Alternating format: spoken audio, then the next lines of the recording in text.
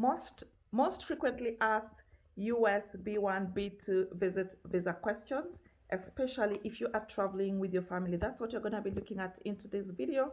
So you want to stay up to the very end because we are not going to just look at the most frequently asked US B1, B2 visit visa when you're traveling with your family, but we shall also look at sample answers that you can give. So without much further ado, when you are traveling to the United States on a visitor capacity or on business, then the visit visa you need to apply for is the B1, B2 visa. And generally, when you are applying for a US visit visa, basically the US visa officer that is interviewing you is looking to answer two main questions.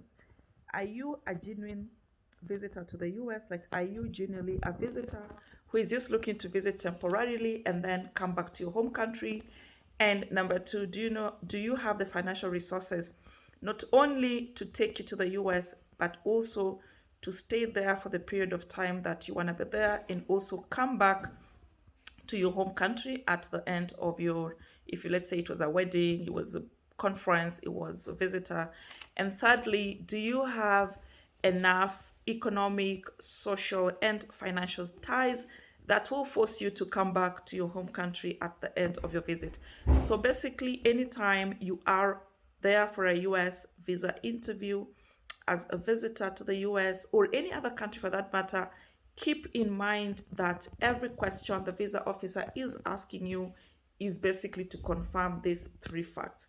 Additionally, the US consular or whoever is handling your case doesn't have like a set of questions that they're asking you. So everything that you answer is what is going to determine the next question. So that is why you have to be very careful how you answer your questions. Generally, my policy is keep it short, keep it simple, only answer what you are asked. So without much further ado, the moment you get to the counter, of course, they're probably going to say hello to you and they're going to ask you, what is your name? So if, let's say, you are traveling with your family, you're probably going to be there with your kids. And if for any reason your kids' birth certificate have both parents' name, then both of you must be at the embassy because you're going to have to give consent for your kids to travel should they be granted a visa. So that is number one. Make sure both parents whose names are on the birth certificate are available to give consent. Secondly, if for whatever reason, let's say you are the sole custodian of your kids, you're going to have to make sure that you have a document to that effect. Number two is you're going to be asked, why do you want to go to the US? So that's the number one question you're most likely going to be asked. So you better have a rational, precise, short reason why you're going to want to go to the US. Let's say my son is turning 13, so it's going to be for his birthday. Or maybe we just want to go for tourism. So make sure you have a valid, short, straight to the point reason why you want to visit the United States. Number two, they're going to ask you if all of you are traveling. So let's say you have two kids, you and your spouse. So they're going to ask, are all of you traveling? So the answer is probably yes or no, or maybe just the three of us, or just the kids only, or whatever. So make sure that you are very clear on that. And before you go to the embassy, just agree who's going to be like the main spokesperson, except of course in cases where they are addressing the kids. Please don't feel obligated that you want to talk on behalf of your kids. Let your kids speak if they are the ones who are asked a question.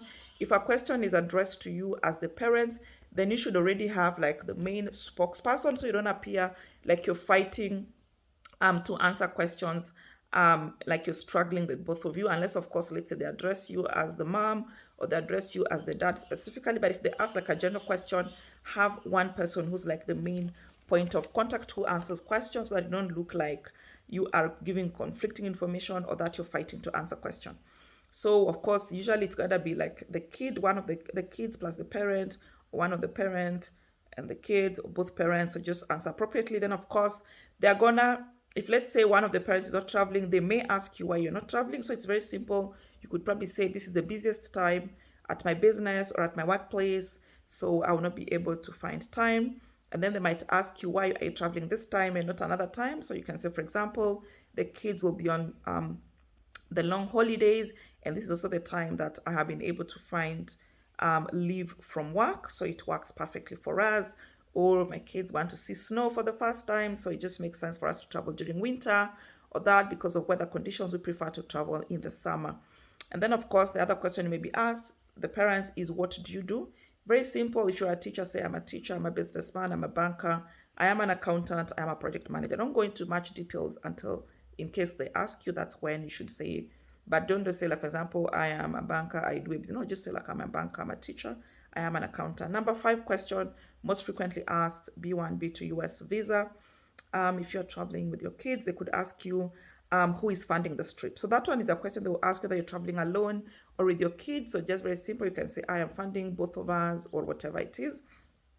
And try to avoid cases where you say, oh, our aunt, our sister, our brother is funding the trip. If it's visiting, please let both of you be the ones funding that trip, or one of you as the parents. Yeah, it just shows more responsibility. And then be prepared to have your bank statement, but don't give out that bank statement until they ask you. Remember, one question, whatever you answer leads to the next thing. So if they ask you who's funding this trip, just answer the question, I am funding it, or my spouse is funding it, or whoever is funding it, just say I am funding it, or we are both funding it. Number 6, most frequently asked US B1, B2 tourist visa, visit visa, if traveling with the family, is where are you going? So have all the full details of where you're going. And when you're traveling with kids, make sure that whatever you say you're going to do, wherever you're going, is kid friendly. So for example, you could consider going to Orlando, Florida, or going to Los Angeles to visit the Disneyland places, or you're going to visit Universal Studios. So make sure if you're traveling with your kids, in your itinerary, you include as many kid-friendly locations as possible, and make sure you do your research, yeah? Have all the information, including where you'll be staying, which hotel, how many days you're going to be there for. They're likely to ask you how many days you're going to be in the US for. Make sure you have your itinerary with you, but don't give it until they ask you, but just have it at the back of your mind. Have it in writing. Do your research. Do where you will be day one. We are landing in this airport. We are leaving from the other airport. We are going to place A. We are going to place B, and the like. And then they'll be asking, they may ask you where you'll be staying. I would advise you, please steer away from saying, oh, we'll stay with my sister, my brother. Go to booking.com and book yourself a hotel. There are so many hotels that give free cancellations. There are hotels that allow you to book without a credit card. There are hotels that allow you to cancel. So just go booking.com, book a hotel for the period of time you'll be there. And so we're staying at hotel ABC from this day to this day, whatever it is, just be specific. We'll be staying in the hotel. And then they may ask you, do you have any relatives in the US? This is a very simple question, yes or no. And relatives, I would encourage you to stick to nuclear family, brother, sister, mother, father. Don't go to cousin of your grandmother's sister. Yeah. And then they might ask you, are you going to be staying with your relative? I encourage you not to stay with your relative, or even if you're going to stay, book yourself a hotel. It just shows a little bit more responsibility on your part. And if they ask you, are you going to see them? Say, yes, we may be able to see them after we have finished our activities, time permitting. We might meet them for maybe 2 to 3 days, but don't say you're going to be seeing them for like 2 months. Like, don't you have something to do with your life? Don't they have stuff to do with their lives? And then make sure whatever relative it is that you mentioned to be having, have as much details about them. Are they on green card? Are they students? Are they on H1B visa? What visa are they on? What do they do? Which state? Where do they work? And all the details. If you do not have all the details, that's fine. Just say, I'm not sure. Don't go giving fake information or information you haven't verified. And then you could be asked, do you already have a visa? That is if, let's say you are traveling with your kids, they may ask you, do you already have a visa? Depending on your answer, yes or no. And then you're also likely to be asked another frequently asked question, US B1, B2 visa, if you're traveling with your family, is, have you been to the US before? So the answer is yes or no. And most probably they will ask you as a follow-up question, if you have been, what is the longest you have stayed in the US? So you can say maybe 1 week, 2 weeks, 3 days, 5 days, answer appropriately. And then they may ask you, like, when was the last time you were in the US? Answer that question as well as appropriately.